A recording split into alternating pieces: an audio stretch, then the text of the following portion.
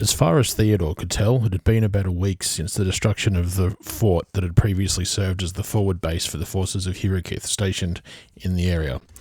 With no discernible night and day cycle, just a persistent red glow, it was hard to accurately perceive the passage of time, assuming time here was even moving at the same rate as it was back home.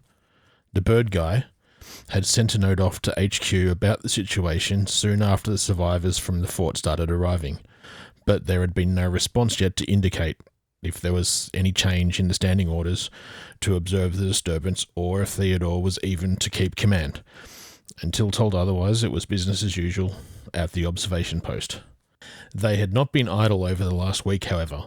With a continuous rotating shift of labour, the engineers' earthwork plans were quickly made a reality, with an extensive network of trenches expanding outwards resembling a spider's web when viewed from the spotter's tower. In the early stages of the project, their mage had been able to assist by blasting huge quantities of dirt out of the way with the application of magical force. But the disturbance they were tasked with monitoring had recently grown in intensity, and the mage insisted it was now too dangerous to use any form of magic at all, according to the briefing he had received from the archmages prior to deploying to this post. Fortunately, most of the survivors from the fort didn't die, and were now healed enough to be able to assist with the work. Theodore felt it was time to call a meeting of his senior staff. Thanks for all your hard work, everyone. The defences are looking solid, and I see the training is going well for our extra archers. I have just one request. Those of you gathered here should no longer refer to me as Sir. Effective immediately, whilst I am in command here, I'm promoting you all to the same effective rank as myself, and you are to refer to me as Theo. Now, please, all introduce yourselves with your hopefully not temporary ranks. All those gathered went around the circle that they had gathered in and awkwardly introduced themselves. Hi, I'm Archer Captain Belagar, the elf said, with a grimace. I'm Chief Engineer Yoren, said the engineer. And I'm Mage Commander Gulliver, announced the mage. As Theodore was about to dismiss everyone to go and attend to the daily tasks, a call came from the watchtower. Sir, the disturbance is changing. There's red lightning crackling around the area now. This was said by the soldier on the watchtower. Theodore raised an eyebrow towards the mage commander. The briefing stated that once the lightning starts, it's about a week until it resolves into its final form, answered Gulliver. Good work, Lookout. Let us know if anything else interesting happens. Theodore shouted to the soldier in the tower. Sir, there are enemy scouts that have come to investigate as well. Flying creatures. If they look this way, they will see the tower for sure, replied the watchtower. Keep watching them, but keep your head down as much as you can, said Theodore. Belagar was as much as Theodore got out before he was interrupted. On it, Theo, said Belagar as he went to ready the archers. It took a few minutes before the scouts turned in the direction of the watchpost. They were busy also closely studying the disturbance, so Belagar had time to implement his air defence plan. He spread his yeomen out to the various positions that had been pre-prepared with large quantities of arrows and some amount of cover. An infantryman accompanied each of the yeomen.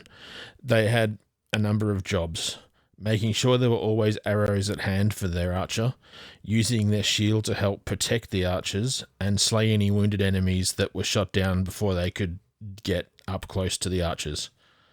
The freshly trained archers, they were just to move around and fill the gaps between the yeomen.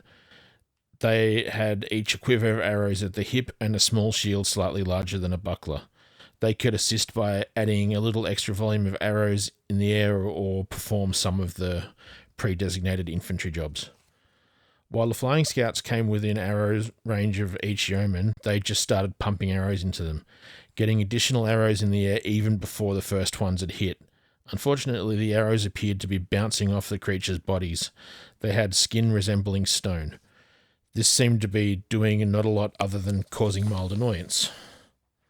Seeing this, Belagar sent a couple of runners out from the infantry reserves to spread the word to try shooting at the wings instead. As the archers switched their targets, this actually worked and started tearing up the creature's wings. They began dropping from the sky.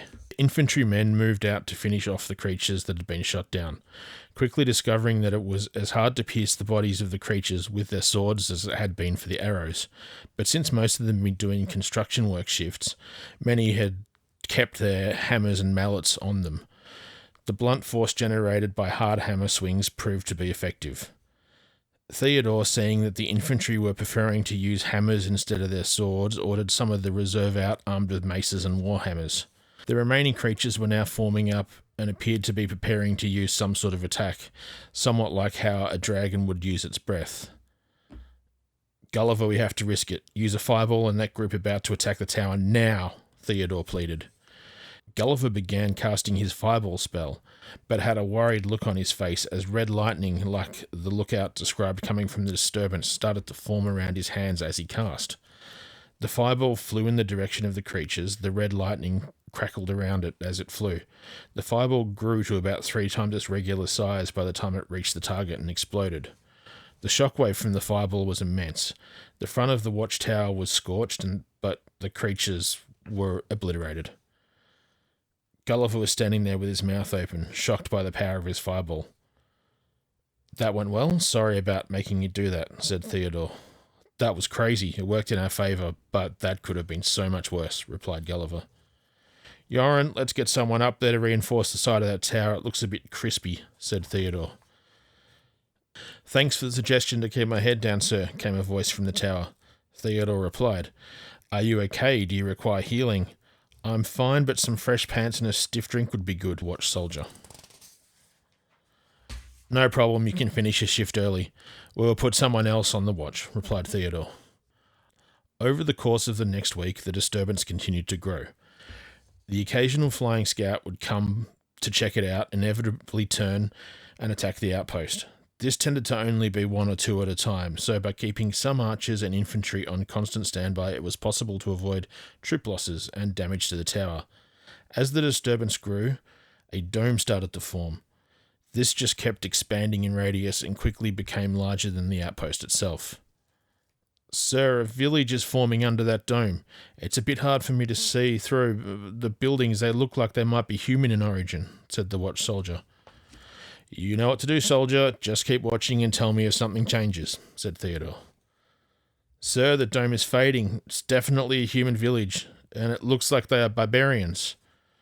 And they are gathered in the town square. Not sure what a barbarian wedding looks like, but if I had to imagine one, I think it would look something like this. The strange thing is, everyone is just frozen in place and not moving." "Okay, let's go down to the village and greet them. They may be some of our neighbours from over the mountains back home. We will greet them as the friends that they are," said Theodore. A group was formed and headed to the village that had randomly appeared to greet the people when they started moving again. Up close, the effect was strange to behold. Small details of the village kept appearing. One might be looking at the front of a building and a lantern would suddenly appear next to the door, or a flower pot would materialize on a windowsill, or even a new motionless villager would appear where there was no one standing earlier. What was becoming apparent was that the soldier in the tower was correct, and that there was supposed to be a wedding taking place that day, but it looked like the village had been attacked before they could start the proceedings. The attacking creatures were not native to the northern reaches, but native to this red sky hellscape that the forces from Hirikith found themselves fighting in. Some of the creatures appeared scattered on the ground, overpowered by the angry barbarians. Others were frozen, actively still in combat. It was obvious to those present the best way to introduce themselves to the villagers once they started moving again would be to just help them fight off the creatures that had appeared in their town. The creatures themselves were instantly recognized as a common sort of ground scout that took part in most of the battles in this place. Not a serious threat to an experienced warrior unless encountered in large numbers. They resembled a large, furless dog with blood-red skin. The troops had taken to calling them war dogs. After what felt like an eternity, the sound of battle was heard, and there was movement in the town once more. Theodore sounded the charge, and they ran into the town to help the barbarians fight off the war dogs. It didn't take long to dispatch the war dogs, but the barbarians were glad for the assistance anyway.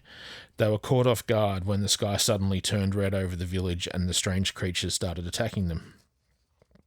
It was the bride-to-be that approached Theodore. The fancy piece of armour he had recently been presented with clearly marked him out as the one in charge, and once again his conversation with Derendal was haunting him. Why do you suppose they need so many officers? Theodore snapped out of it and talked to the barbarian. Hi, I'm Elder, and I was about to marry the new chieftain of this village before everything went crazy. Where are we? Said the barbarian bride. Pleasure to meet you, Elder. I'm Theodore. I can't tell you where we are exactly. We were deployed here through portal, but wherever we are, it is nowhere near home. That much is certain, replied Theodore. I'm about to send a message back to HQ about your village arriving. Do you want me to request evacuation back to Hirikith for the villagers? Asked Theodore. No, we will stay and protect the village. Only those of fighting age were in the village at the time when it was transported anyway. The wedding can wait. The children and elders had previously been evacuated due to fighting with horsemen in the area, Elder responded. That's fine. I will have our engineer devise a way to better defend the village. Get him to work it into our defensive perimeter. Come back with me to our outpost so I can send my report. We can discuss strategy further there, Theodore recommended. Elder agreed, and they headed back to the outpost to discuss strategy and to show off some of the defensive measures in place that could be used around the village as well.